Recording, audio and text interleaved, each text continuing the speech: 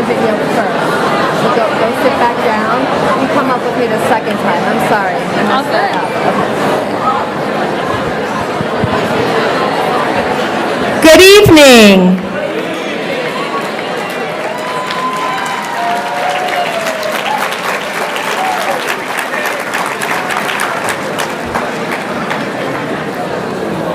This auditorium looks and feels a little different than it did last night. Oh, I didn't mean that in a negative way, just noting. Welcome to the 2024 We the People National Finals Awards Ceremony.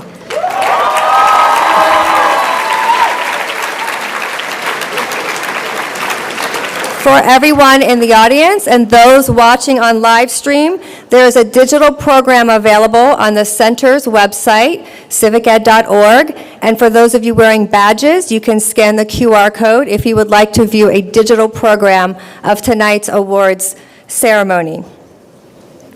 We will begin by hearing a few words of congratulations from Center President Christopher Riano.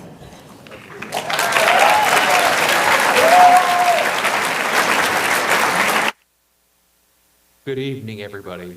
My name is Christopher Riano, and I'm the President and CEO for the Center for Civic Education.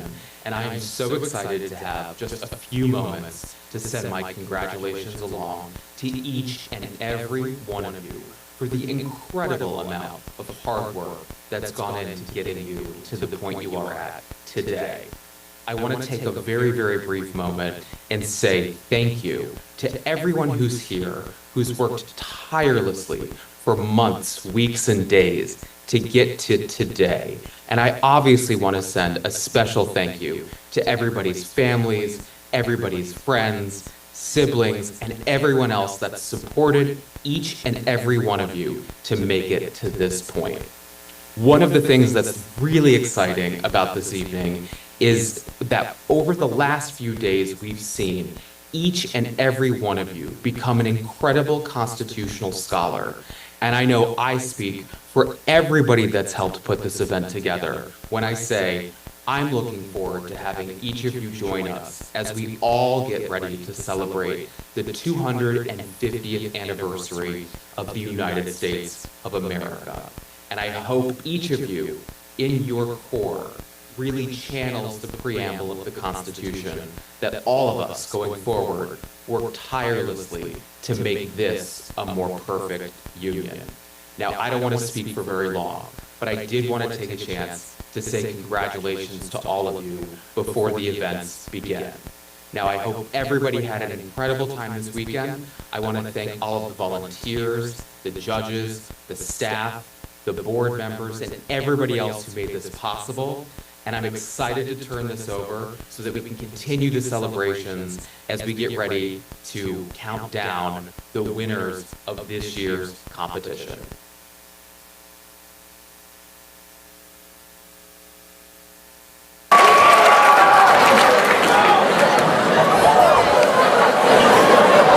I'm sure you could all tell from his expression he's every bit as proud of you as we all are here tonight.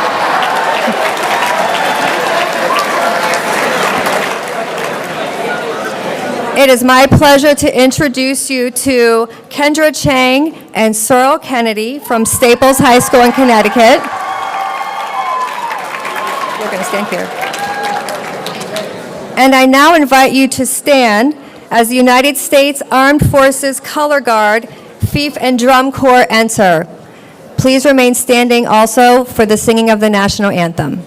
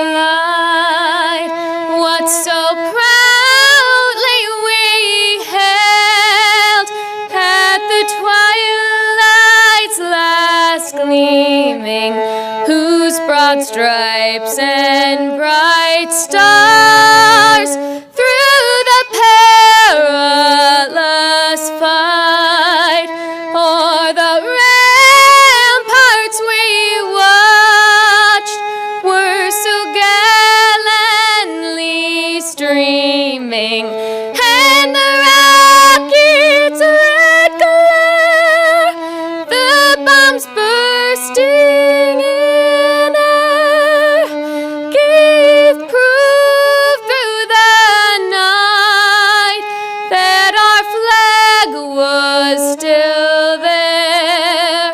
Oh, say does that star-spangled banner yet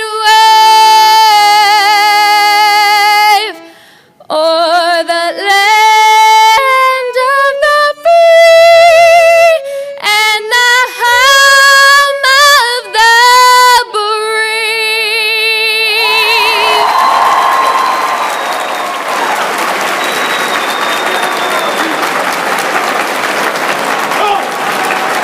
White shoulder! Oh!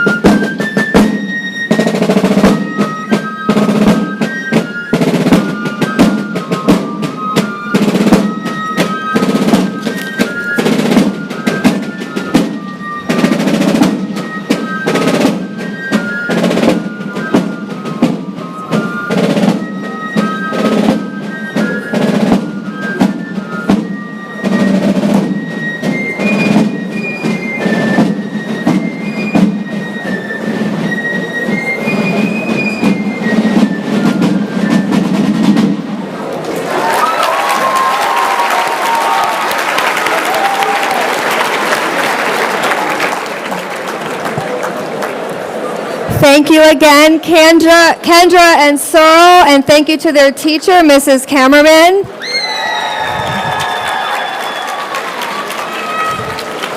Mrs. Cameraman is a We the People alum. Who else in here is a We the People alum?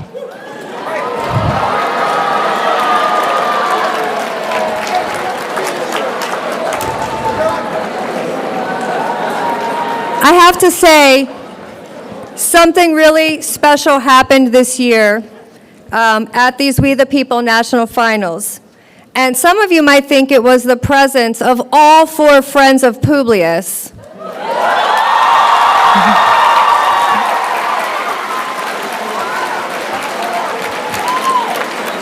That is indeed special.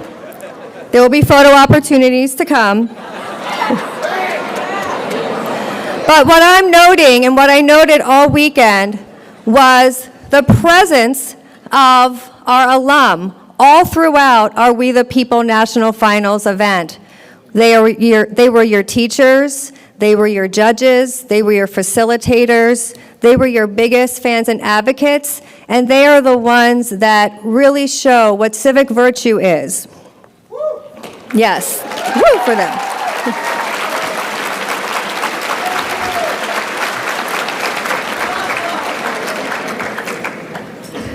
Our speaker tonight is someone who nurtures our We the People alums. And that's you all now. He inspires his students to commit to a life of civic virtue.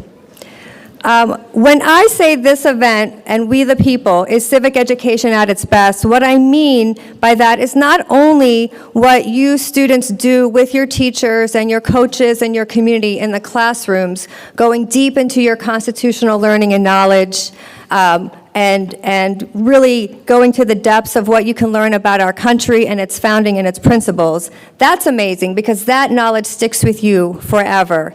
But it's also civic education at its best because what really makes the program different from every other program is what it does once you leave the classroom. It's civic education at its best because you are always now this more fully engaged citizen, and that will never not be a part of you. Yes, I love the woos. Woos are good.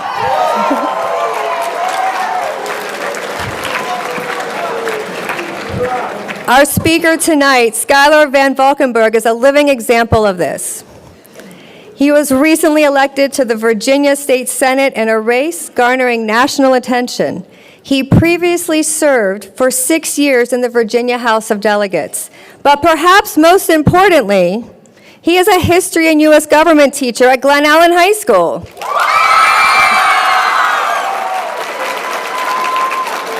And of course, the proud We the People coach for the Virginia Wild team here with us tonight. When we asked Senator Van Valkenburg to be our speaker, this was before, it was after he won the Senate race, but before he won a spot to compete this weekend. He said yes, and then he said yes again to be here. I'm already going to be here, but of course I will still speak with you.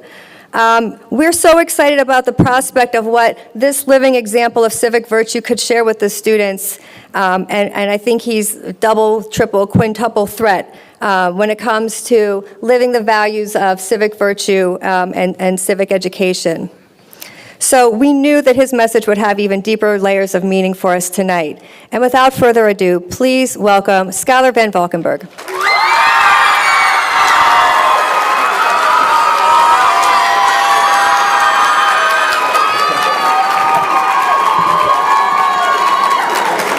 As they said, when I said yes to this, I didn't know my son and 30 of my students was going to be in this room. So I'm feeling a little pressure, guys. But good evening, everybody. It's such an honor to be with you. And it's an honor to be here, really. I'm here in kind of three capacities. First, I'm here as a coach of a class in this amazing competition. And so, go Jags. Can I get some love? All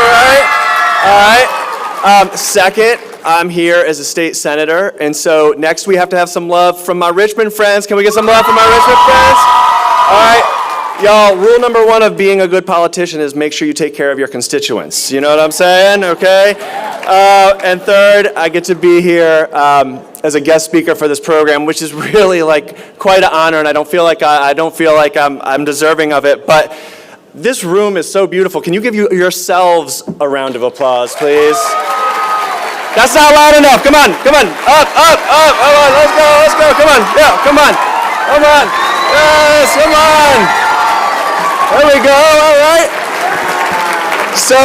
So I'm supposed to share some stories about my experiences as a legislator and as a teacher and talk about kind of how We the People's impacted me, and I don't know how you do that well when this whole weekend of Democratic activity has been so overpowering. I mean, I'm ready to run through like a brick wall. I'm ready to jump off the Empire State Building and land on my 2 feet, right? I'm ready to do all these things because you guys were so awesome, right? You guys were so awesome. And so I'm going to try to live up to that.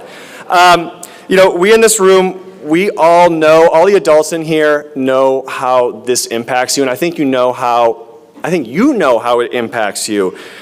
We get to see you blossom, intellectually. We get to see you blossom civically. We get to see you become interested in careers in law and politics and, lobbying and all these things. Guys, I get lobbied by Rob Peck from Freeman High School as third place We the People champion. I remember he was a little runt 18-year-old, and I was at a Saturday session helping them out, and now he's calling me up on Sundays and being like, hey, Van Valkenburg, I need you on this labor vote, right? And so, right, and I think he's 30 now. I don't know, right? And so we know this program works. We know how powerful it is. We know the stories. Tonight, I think I want to tell you about how it impacts us, too, as adults, and how what you do inspires what I do, and how what you do is the reason why I'm even here to begin with, because I think that's true. I've been a teacher for 19 years, and in 2017, I ran for a seat in the Virginia House of Delegates, and I did it because I was really dissatisfied with the state of national politics, and I was really dissatisfied with the state of Virginia politics and where it was at. And I had been telling my kids that they had to be civically engaged, but I'd kind of been busy raising my own 3 children. I'd been busy teaching, and I hadn't been as engaged as I thought that I should be. And so I threw my hat in the ring, and Maggie Walker's coach, Mr. Yu, is my right-hand man. He was then, he is now, and so he should get a shout out. Everything in this speech that is good, he wrote. Everything that is in this speech that's mediocre and bad, I wrote, okay? Because he's still helping me. And so we set out to win a seat that hadn't had a Democrat run in 10 years. Really nobody thought we had a chance. And because we ran at the right time, and because we had some good luck, and I like to think we had some talent, we won. And yeah, right? It's amazing. And so, when we ran, I'm a nerd. I can talk about Federalist Papers all day. I can talk about, like, the 3 branches. I can talk about some Supreme Court cases. I didn't know how to run a campaign, right? I didn't know any rich people. I didn't know any, political party people. I didn't know any interest groups. I didn't know who to call for money. And I think it sounds really silly when you say it, but it was our experience here. It was our experience as we, the people teachers, that really gave us the lessons where we could overcome that because we had the confidence, we had the knowledge, we had the optimism to help us get through those bumps, to know that we could get through those bumps, and to continue to press forward. And so I could talk like forever with you guys, but I know I have 8 minutes, and I'm going to try not to be a politician and go for 12 when they tell you you have 8. But I'm going to talk about 3 things that I think are really important that I get from this that are why I ran, why I think I've been at least not unsuccessful. One, this course, more than probably anything else I've done, teaches me an optimism about America and democracy that I think is so vital, always, but especially in this moment. 2, it's taught me the importance of politics as being about people and about how you have to be connected to people, whether you want to win or you want to get some important policy done. And 3, it has taught me, and I think you guys know this very intimately, that complexity and nuances are a feature of our democracy. They are not a bug. And so I'm going to briefly speak about these 3. So first is optimism. All right, can I get some love if you've used Federalist 1 at any point in this competition? Reason and choice, not accident and force. That's it? No one else is using reason and choice? That's like my line. I tell all my teams to use that. No one's using Federalist 1? All right. So, all right, civics lesson. We're still learning, but y'all. Federalist 1, Alexander Hamilton boldly calls on Americans to ratify the Constitution, saying we have to have government through reason and choice and not through accident and force. And I think the real power of that essay is his sense of American confidence, American optimism, dare I say, American exceptionalism. And he says it's up to us to do that, right? We have to do that. And he's optimistic he will, but he didn't say it wouldn't be messy. He didn't say it wouldn't be ugly. He didn't say we wouldn't look at the news and be horrified, right? He just said we could do it. And, you guys all know the story about ratification and all that stuff, and so I'm not going to talk about that, but it's really hard to quantify or demonstrate how that optimism, which is now baked into me like 100%, I think people get annoyed by how optimistic I am about it. It's hard to quantify how it matters. And it's hard to quantify how that philosophy that comes from this matters. But it proves a ballast when everything seems chaotic, when everything seems messy, when everything seems disorder. Having that optimism and having that worldview that you shaped here, whatever it is, matters. And y'all, I don't know if you know this, but politics is really messy. Really, I've run 4 elections in 7 years, and let me tell you some of the things that have happened. We've had a violent and deadly white supremacist rally in my first election. We had a blackface governor scandal in my second election. We had a global pandemic for my 3rd election cycle. And in my 4th election cycle, I had a down-ballot candidate scandal that received worldwide attention. I've never known a normal political cycle. I'm not even sure they exist. I'm not even sure it's real, right? I'm like hoping for one. I'm praying for one. And during this time, the political environment has ebbed and flowed. We went from citizens being really afraid because of COVID and their family members and what might happen to them or what might happen to their jobs. We had outrage over George Floyd and excessive force. And we had the fallout from the Dobbs decision and how that changed everybody. And you guys see this too. One of the beautiful things is I get to learn from you. I get to learn these lessons from you because you guys have panels that go sideways all the time. You have moments of tough criticism where you're like really mad at the judge. I mean, that happened today. No offense, national judges on day 3, but some of my teams were upset with you, right? You change your opening statements at the last minute. You argue, you get frustrated. You're like, I hate my teammates today, and it's day 3 of the competition. I shouldn't hate them today. This isn't great, right? And through all of that, it's really important that you have a North Star. It's really important that you have something you can fall back on. And for me, that's optimism. I had this great Abraham Lincoln quote that I love that I was going to use. It's from the Judge Scott speech if you want to go look it up later. But I was listening to my Unit 3 on Saturday, and they were doing the Brown versus Board of Education question, right? That was a good question, right? Yeah, shout out, right? That's good, okay? And I didn't really read their opening statements this year. I kind of let them do their thing. I looked a little bit, but it was really fresh when they were saying it. On Saturday, they finished their thing, and I was like, why am I using an Abraham Lincoln quote? Man, my optimism is from this. And they said at the end, talking about Brown, they said, quote, still across 70 years, Brown has had a profound impact on the lives of countless minorities. Instead of its challenges discouraging us from continuing the fight for racial equality, the 1954 decision should be, as Justice Sotomayor argues, quote, a reminder that justice and equality are not just ideals to aspire to, but rights to be fought for and defended. How beautiful is that? Yeah, give my Unit 3 a shout out, right? Man, that was awesome. Right? I mean, how can you not be optimistic after that? I mean, I got 5 more years of teaching because of these 5 days, and I've got like at least a year from that paragraph. Second, knowing who the people are and remembering to stay connected to people. In Federalist 52, and Mr. Olmschneider gets credit for this quote, Madison wrote, quote, government in general should have an immediate dependence on and an intimate sympathy with the people, unquote. I think when you guys see politics, and I think when most of your parents see politics, it just feels like a lot of talk about polling. It feels like a lot of hot takes being slung on social media. It feels like a lot of advertisements. Certainly my community lived through my face for 3 months, and my kids hated me in October, and I mean my kids hated me in October, right? And it doesn't really feel connected to what you're feeling in your day-to-day life. But teaching We the People and being here is like the best way to understand where people really are and to understand how complex people really are. And I can't emphasize enough to you, if you get involved in politics or you get involved in civics or you get involved in elections in some way, how important those lessons are.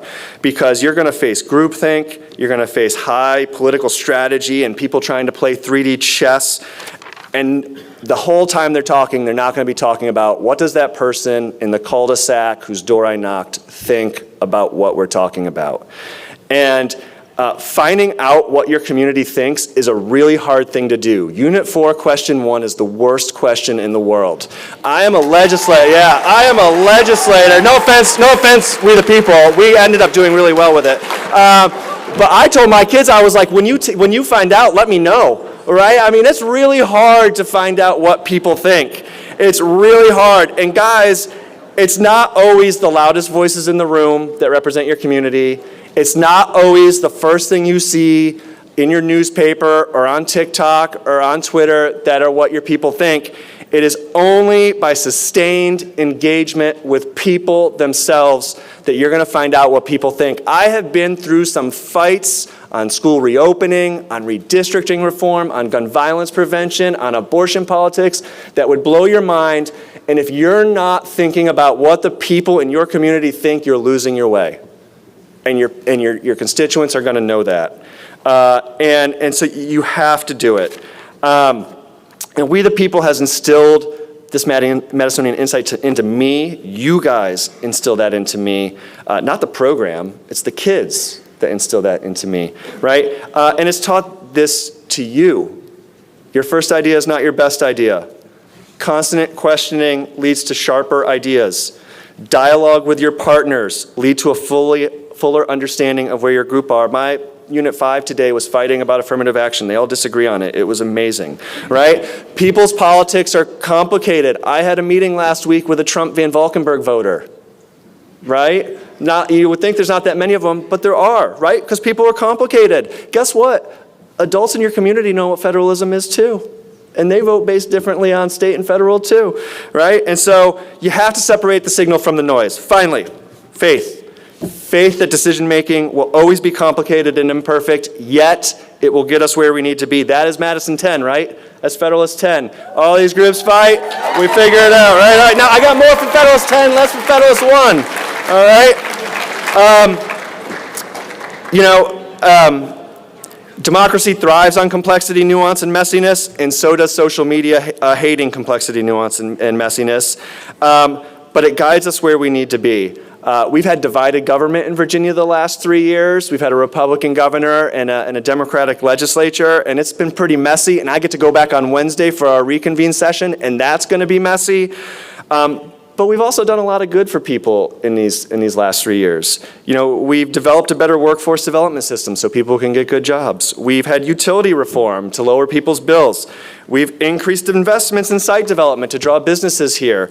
And you've done this too. You spent a year with your group living out frustrations, living out compromises, and so you know intellectually and in practice both the messiness but also the highest aspirations of democratic citizenship working itself out, because every one of my groups had a moment where they transcended themselves.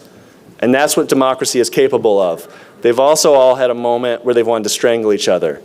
And that's what democracy normally is, right? And we don't often live up to Lincoln's call to be the better angels of our nature, but sometimes we do. And there was this great quote in the New York Times the other day, and it was actually about sports, but I really liked it, so I'm going to use it. And I think this is the number one thing we the people teaches, because you've been doing this for a long time now, and you're kind of sick of it, you're glad it's over in some ways. But he said, complexity works on the, quote, slow, patient timetable of history. And I mean, isn't that right? How complex have your views gotten on issues in the last 8 months? Could you imagine what your hot take on affirmative action was 8 months ago when you had read like a newspaper article and that's all you knew? And where you are now? That's what citizenship is, folks. It's making sure that you get to that level.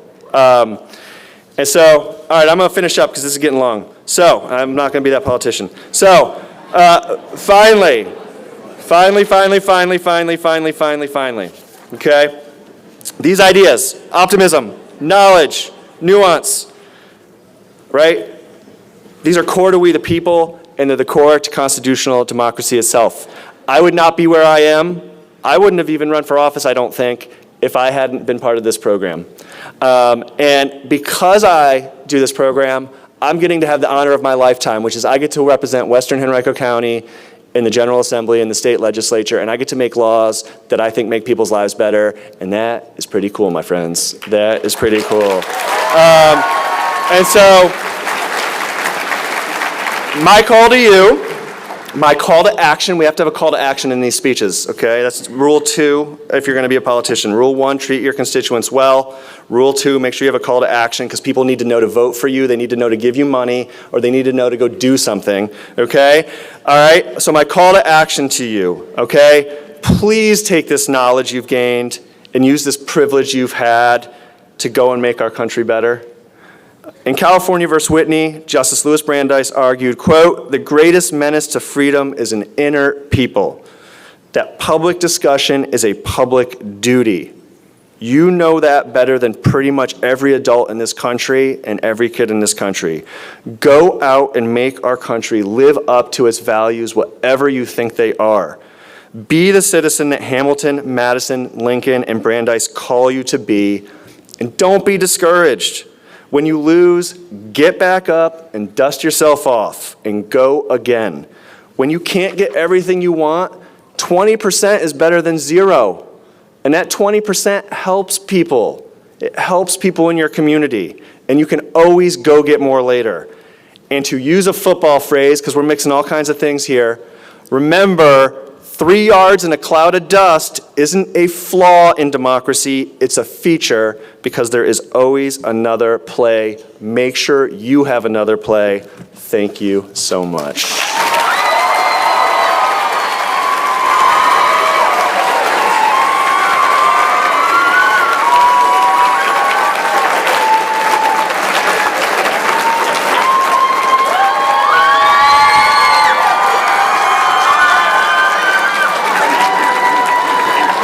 Good evening. Good evening. I'm Mark Rotaco, Center for Civic Education board member and a We the People alumnus from Trumbull High School in Trumbull, Connecticut. And on behalf of the Center for Civic Education, its board of directors, and the We the People Alumni Network, I have the honor tonight of recognizing just 2 out of the countless incredible We the People alumni.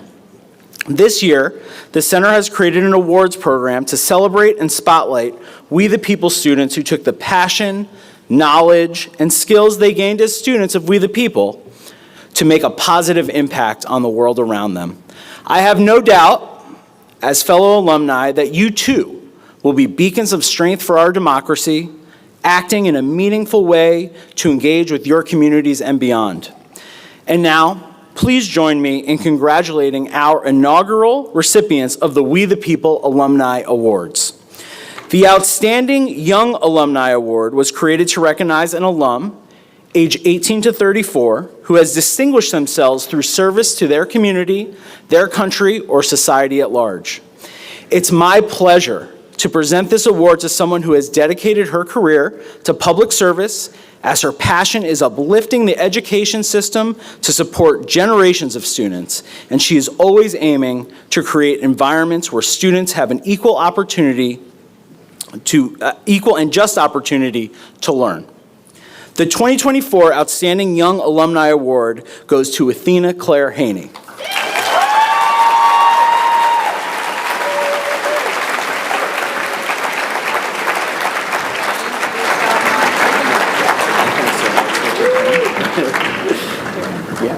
Go ahead. Thank you. Great. Let's hear it for Athena.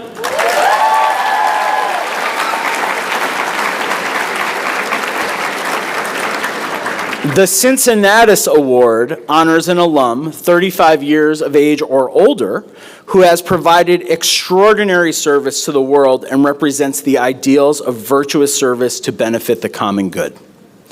This awardee came to the United States as a refugee, excelled in her education, and made her mark both as a lawyer and in public service. Honoring her journey, she founded a public interest legal organization designed to help immigrant families.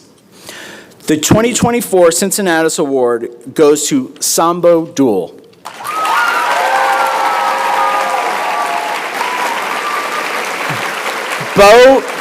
Bo could not be with us tonight, so let's clap one more time loud enough for her to hear us all the way in Arizona.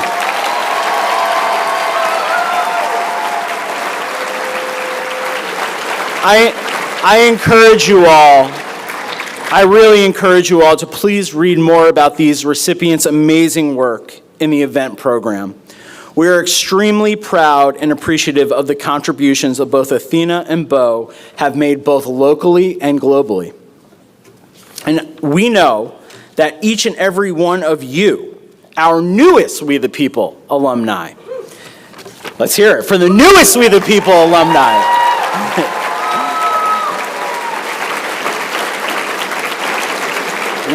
We know that you as a network will continue to use your We the People superpowers to serve as safeguards of our democracy. Thank you so much.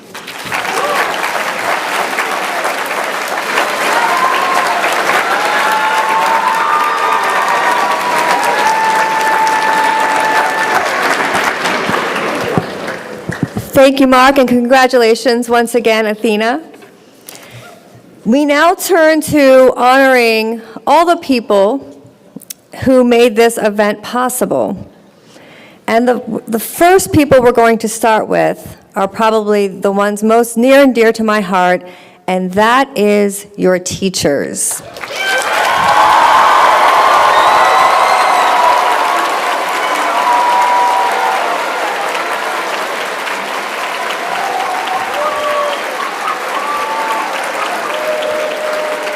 We can't have We the People students without We the People teachers.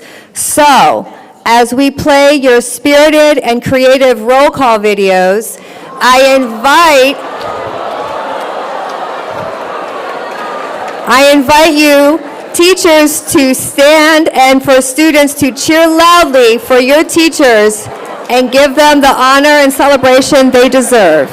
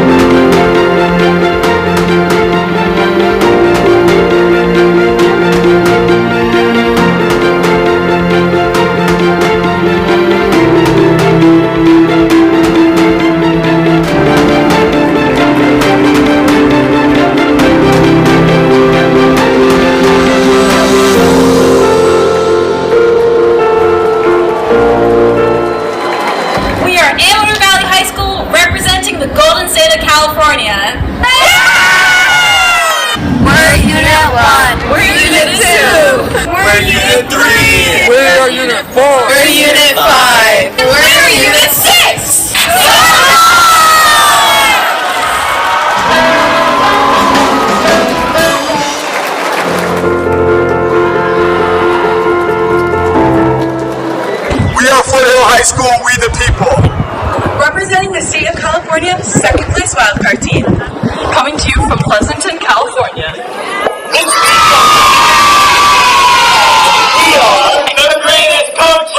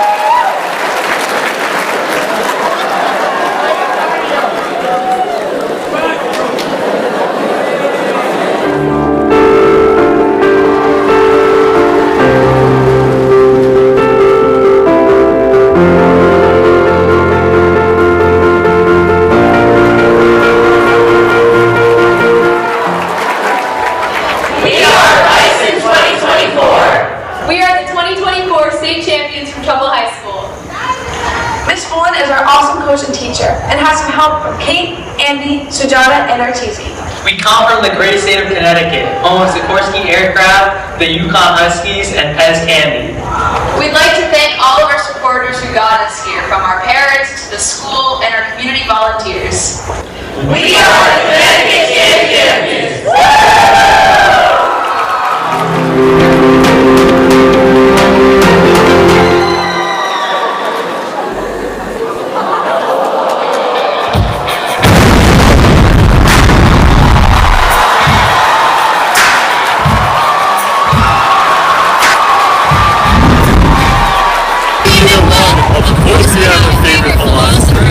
We're Unit 2. We're Unit 4. Of course we cold plunge in the winter! We're Unit 3. Of course we think Abe Lincoln's the GOAT. We're Unit 5! Of course we know the two-prong test. Wait, which one? All of them! We're Unit 6. Of course we don't know any U.S. history.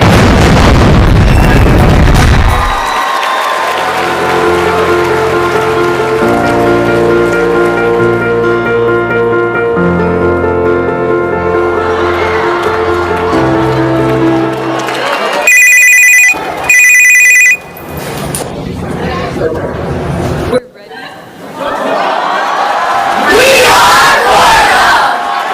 Island Garden Senior High School Academy of Law Studies. And our teacher is the Honorable Dr. Derek J. Johnson.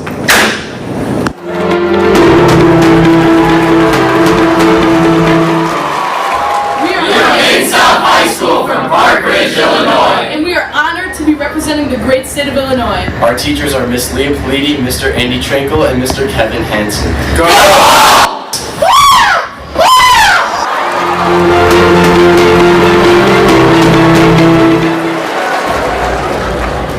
We are Unit 1. We are Unit 2. We are Unit 3. We are Unit 4. We are Unit 5.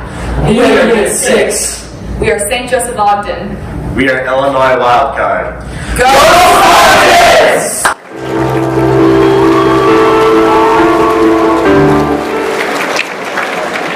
We are City of Indiana. From Littleton Southeastern High School in Richmond, Indiana. Our instructors are Dan Chandler. We are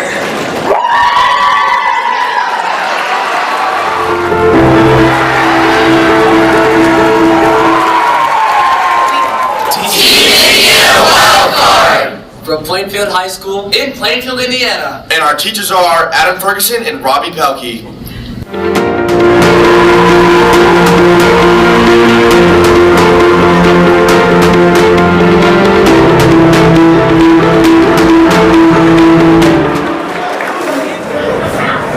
We are the Maryland State Champions from Boonesboro High School. Home of Old Band Crab Cake. The best flag in the Union. Thurgood Marshall, Harriet Tubman, and Frederick Douglass. The only state house to serve as National Congress. The Star Spangled Banner. And our amazing teacher, Ms. Vassick.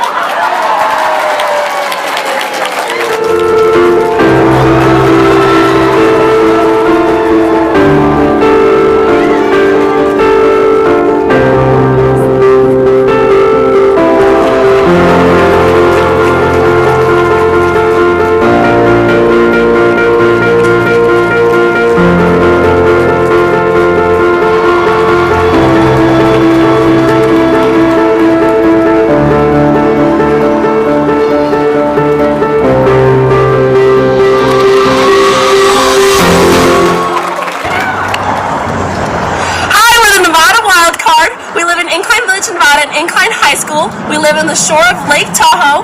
Our teachers are Millen Himes and Amy Henderson. We love you, Hendy!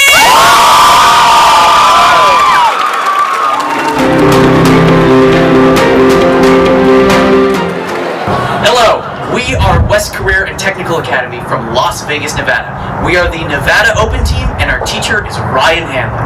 Viva Las Vegas!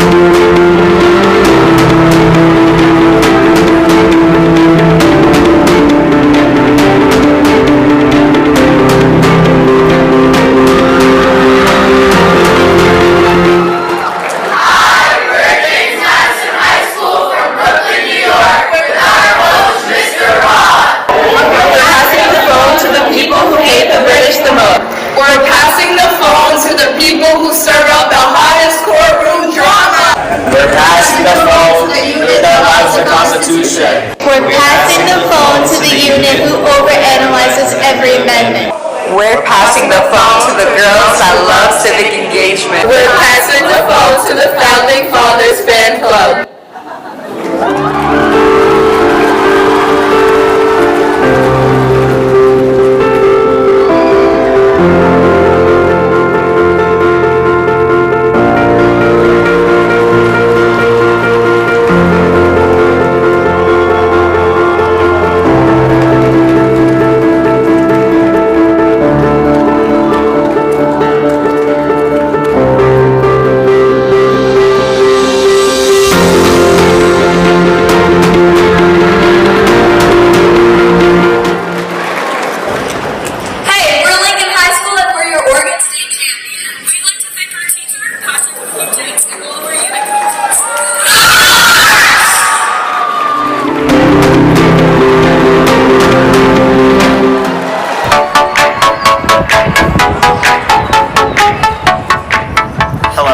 U.S. Grant High School from Portland, Oregon, and that's our teacher, Miss D. Pascal. Where's my Constitution? We're Unit 1. We're Unit 2. We're Unit 3. We're Unit 4. We're Unit 5. And we're Unit 6.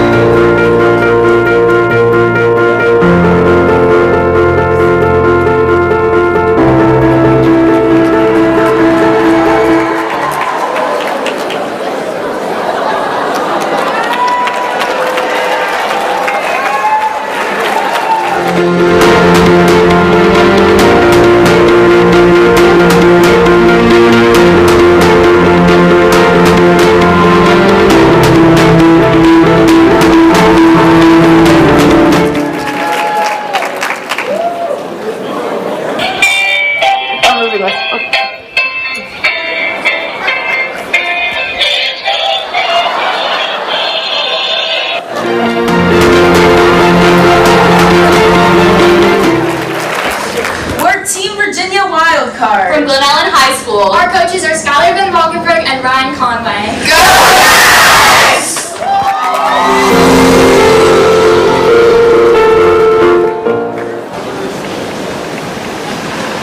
Maggie Walker Governor School!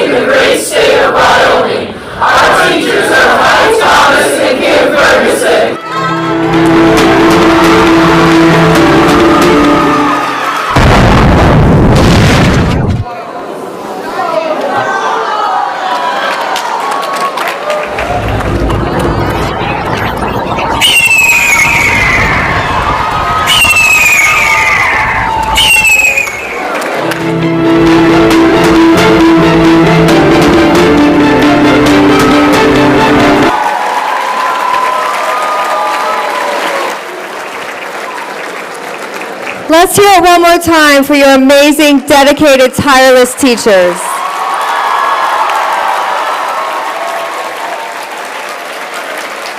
And teachers, before you leave, but not right now, at the end, if you have not picked up your plaque, make sure you get that before you leave, and I hope you saved room in your suitcases for your travels home. Your teachers made you We the People students, but you don't live at school 24 hours a day. Some of you might, but your parents, your community, your family, many of whom are here and many of whom are watching live at home, also supported your journey. Let's please give them a huge round of applause.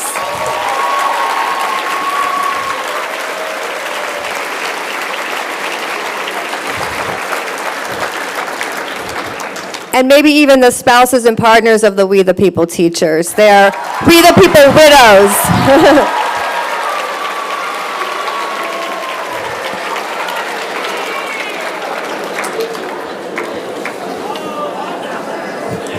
This event would not be possible if it weren't for a few other very important groups of people.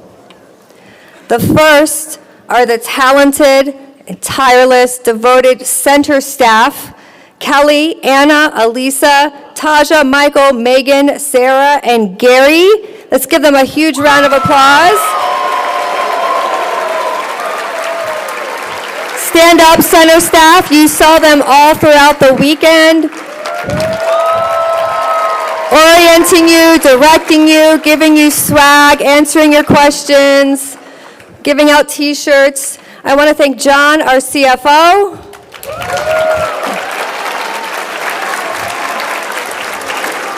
He's the money guy. I especially want to thank and have us recognize two people who organized and spearhead this entire event. Your teachers have them in their email inboxes, and many of you have reached out directly to them through our website with questions and feedback. And tonight is the last time one of them will be here with us. First, I want to thank Emily Voss, who is our Senior Manager of National Programs and the We the People lady. And her other half, her partner in crime, in pulling all of this together, every single last detail that makes this the most spectacular event possible, and that is Rebecca Reeder.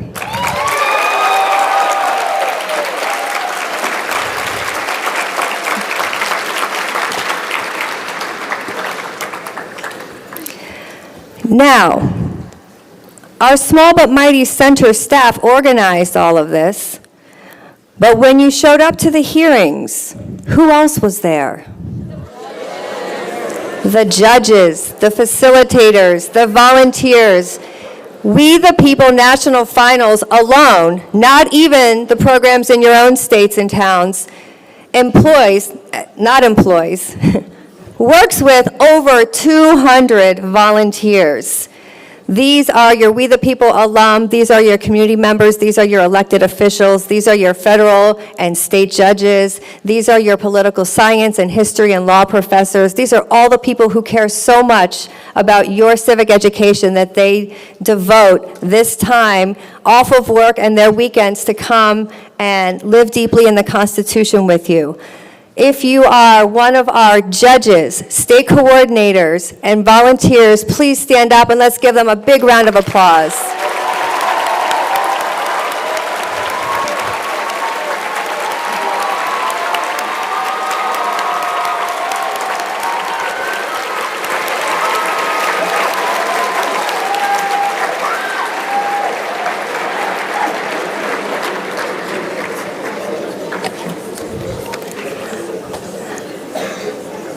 Another thank you for the staff of the National Conference Center for this beautiful venue and excellent service and care. And a big thank you to World Strides, our travel partner, for making sure that you got everywhere you needed to go and got to visit our beautiful city of DC and our state of Virginia. Big thanks to NCC staff and World Strides.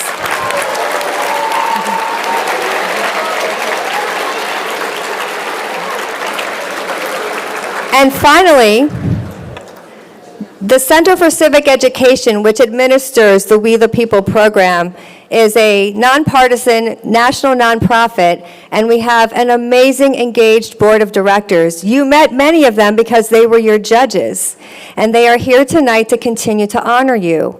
And with that, we're going to get to the awards for your performance.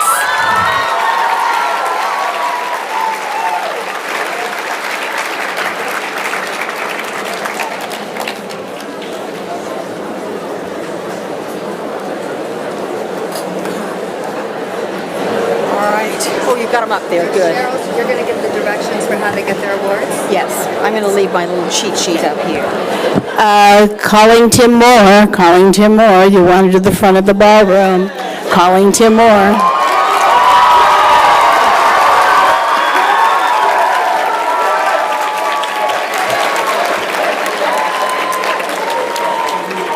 My name is Cheryl Cook-Callio. I'm on the board of the directors. I'm also the California State Coordinator, and it is my honor tonight to give the division awards. The division awards are the highest scoring division who are not in the top 10. When I call your school's name, if I do so, would the teacher and a couple of students please make your way to the stage? You'll have not only our president, Pauline Weaver, be able to hand you your award, well deserved, but you will also have a photo op with Tim Moore.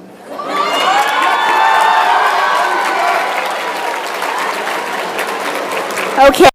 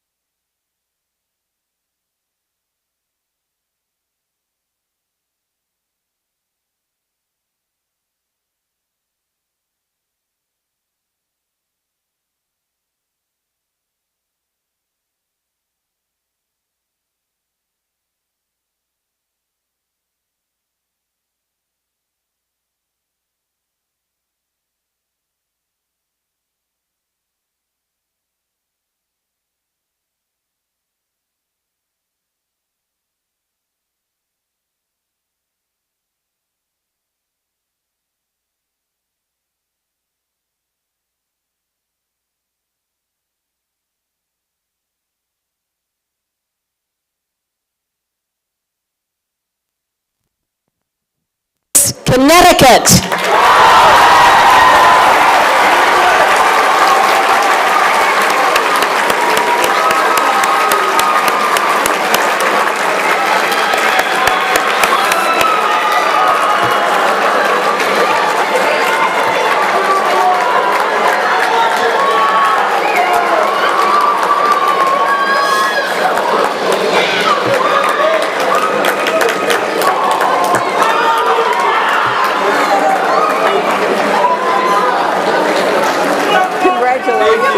Job well done. Congratulations. Unit 4, come on down, New Jersey.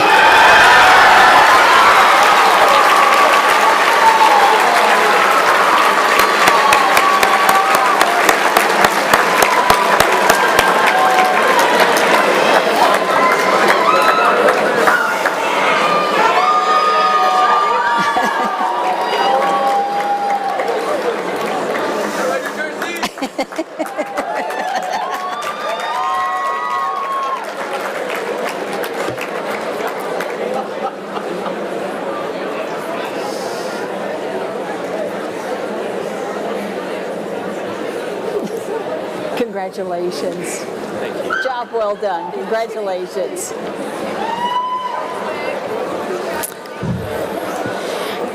Unit 5, New Jersey's neighbor, New York.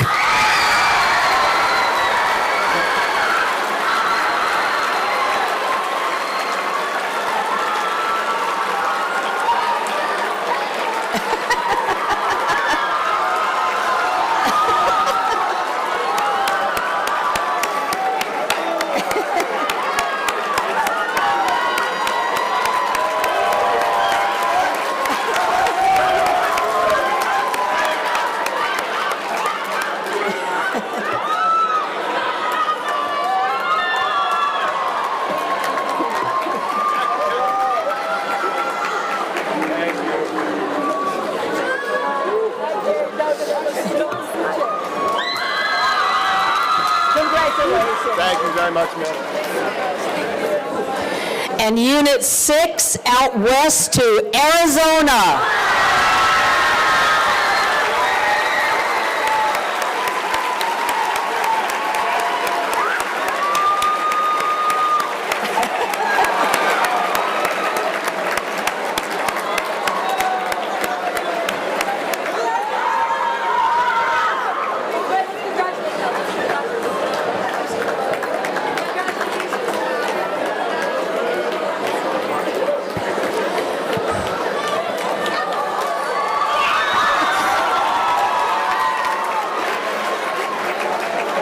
Congratulations to each and every one of you.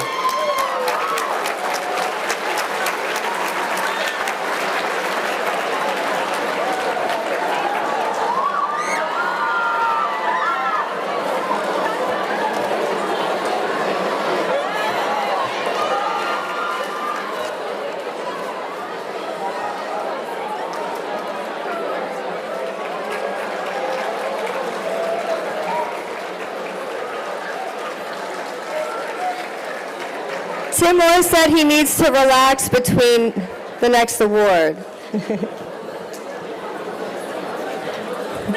Get ready, friend of Publius. I know.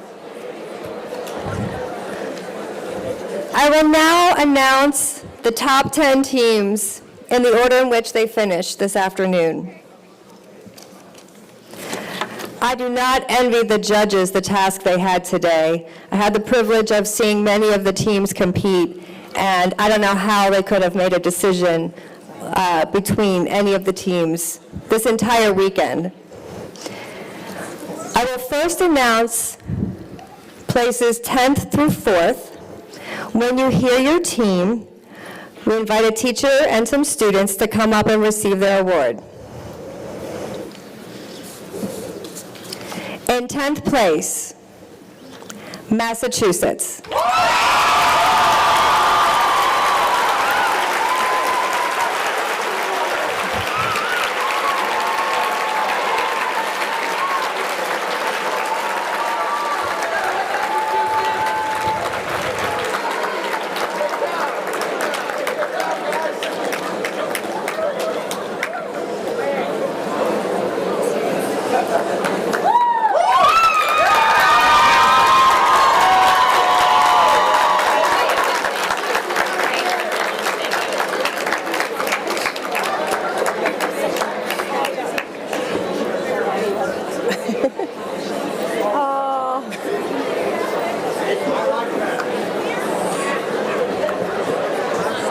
In 9th place, Virginia Wild.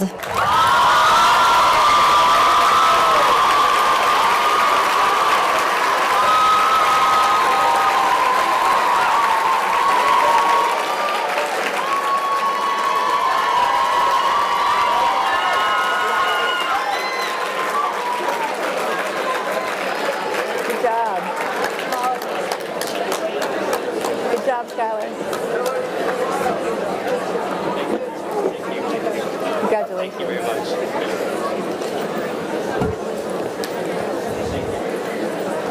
8th place, Nevada.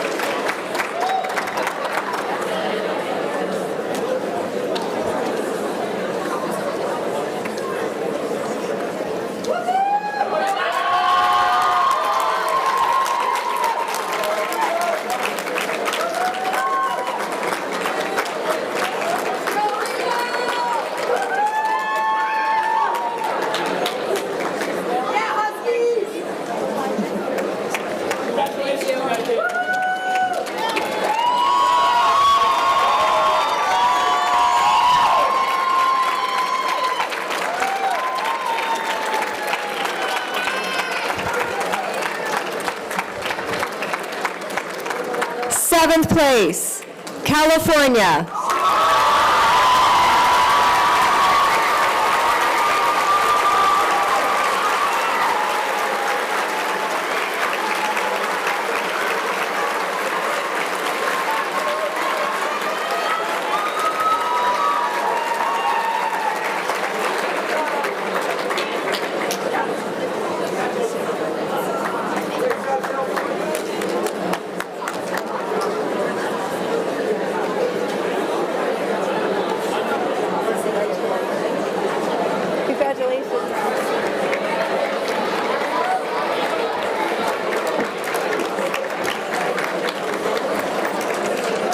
Sixth place, Oregon.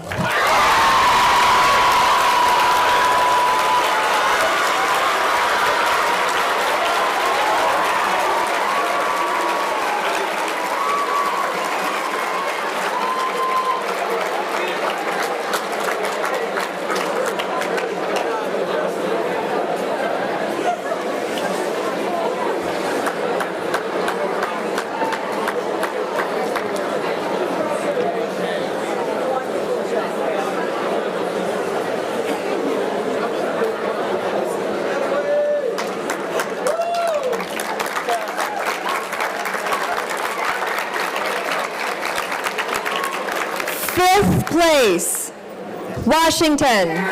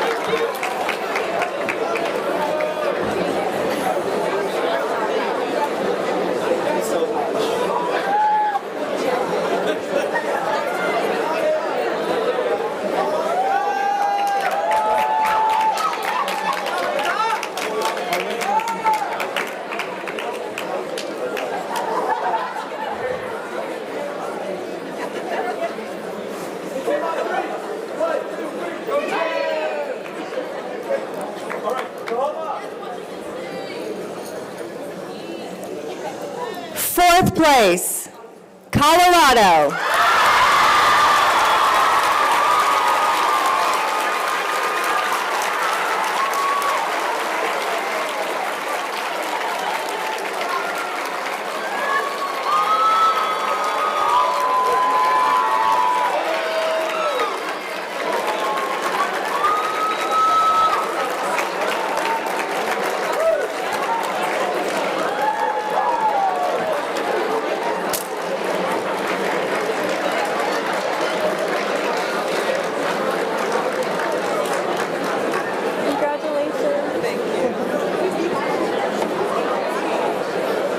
As I announce our top 3 finalists, when you hear your team, we invite the teacher and the full class to come to the stage to accept their award.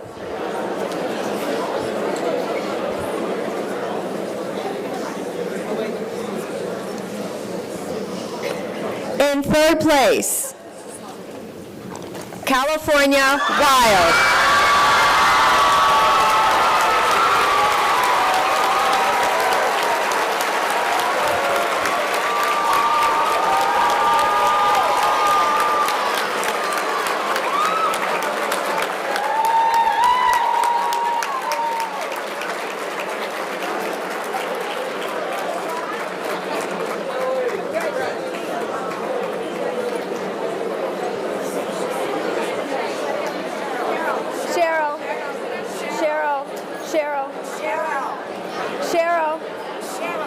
Yes. Okay. It's a Publius picture. Thank you very much. Congratulations. All right. Good job, California. California Wild. Thank you.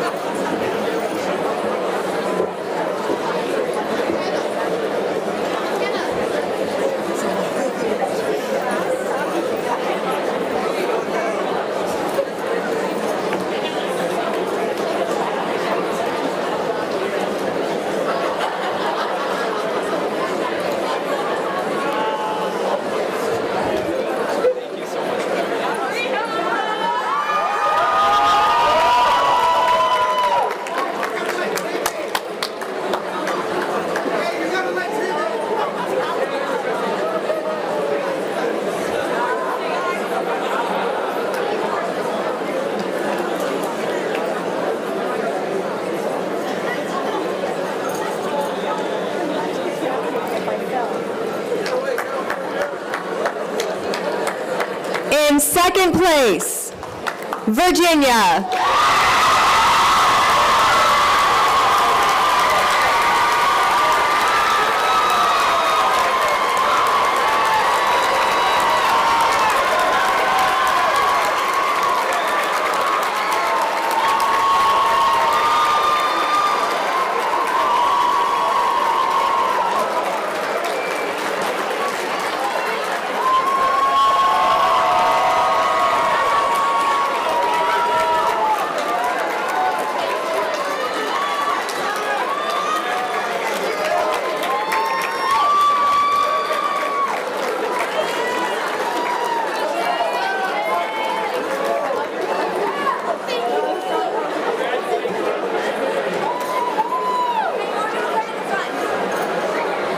Good job.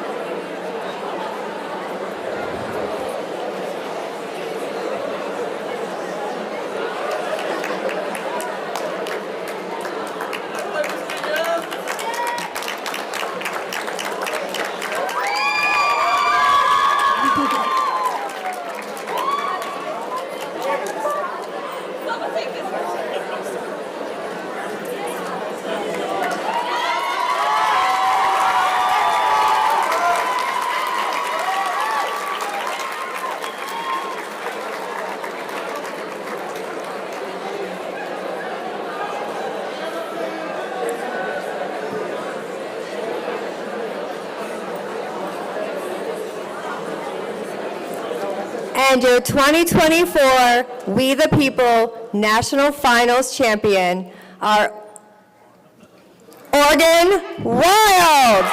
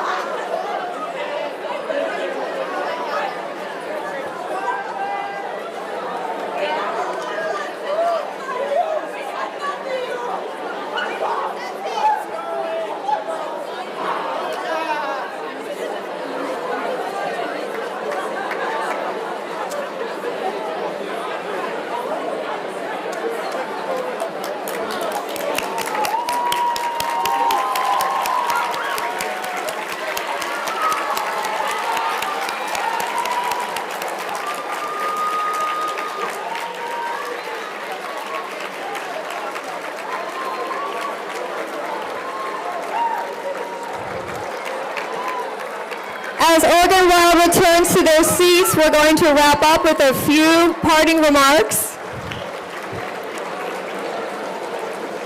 Everyone can remain seated.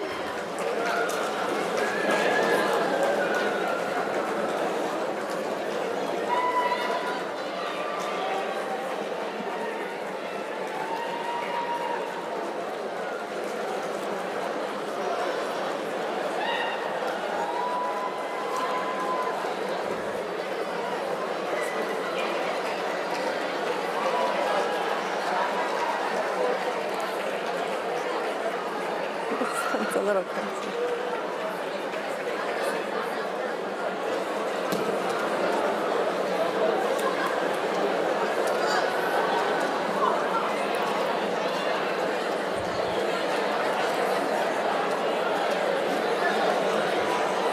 Before we dismiss everyone, and we're going to have our friends from World Strides come back and help us like they did last night,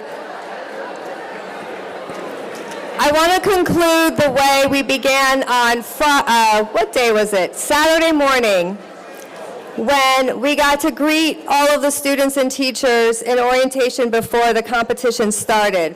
And I think I shared with everyone that when I first started teaching, I taught We the People, and we did it in our entire 8th grade class with over 400 students. And so when I was a beginning teacher living in my neighborhood, my husband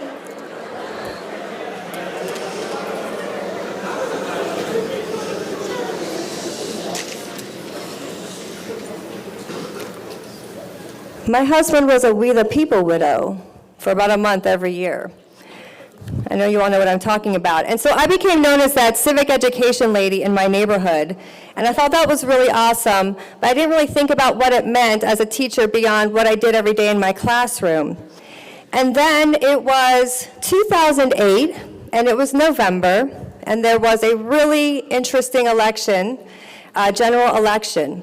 And we had the day off in Maryland, and I remember I had my son by then, and my whole plan was to walk with him to the polls. We were within walking distance of our polls, and to vote. And I remember talking to my neighbor. Where I live is a very purple community. So we have all different kinds of political, ideological persuasions. And so I wasn't 100% sure what my neighbor's politics were. But when I asked her if she was going to vote, she said, "No, I'm registered, but I don't really vote." And so I thought to myself, I'm that civic education lady. I need to do something about that. And I said, well, you should vote. You know, it doesn't matter who you vote for, but, you know, we started talking about why that was important. And she said, well, I'm just not, she said, I haven't had practice at it. So I said, well, I'm going to walk up there. So we put our kids in our strollers, and we walked the mile together, and we voted. I think our votes probably canceled each other out, but that doesn't matter, because what I realized was that as a teacher, I did one thing in the classroom, but if I was really going to live my values as a civic educator, I had to walk the walk. And not only do that for myself, but I had to make sure that I was an agent for civic education.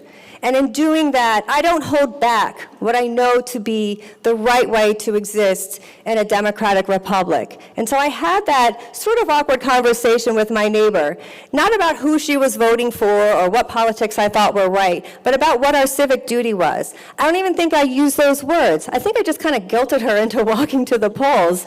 But do you know, she now votes. She votes every election. I make sure of it. But she does it without me now.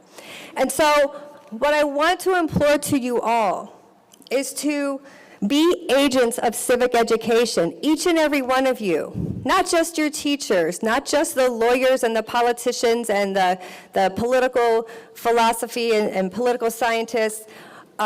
Every single one of you are agents of civic education. Live your civic values and shape our civil body politic through your actions and through the discourse you have with your family, friends, neighbors, strangers, everyone. You are the force of all the good that can come in our country. So walk the walk and create the paths, and when you do that, people will follow. And with that, This wraps up our 2024 We the People National Finals.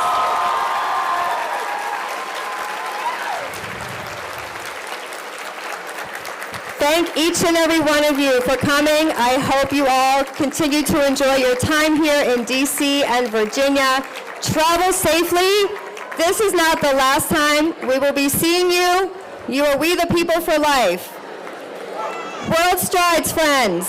Oh, Adam. Thank you. All right, please stay in your seated areas. Please stay in your seated areas. We are going to dismiss you in an orderly fashion via what group you're with, so please stay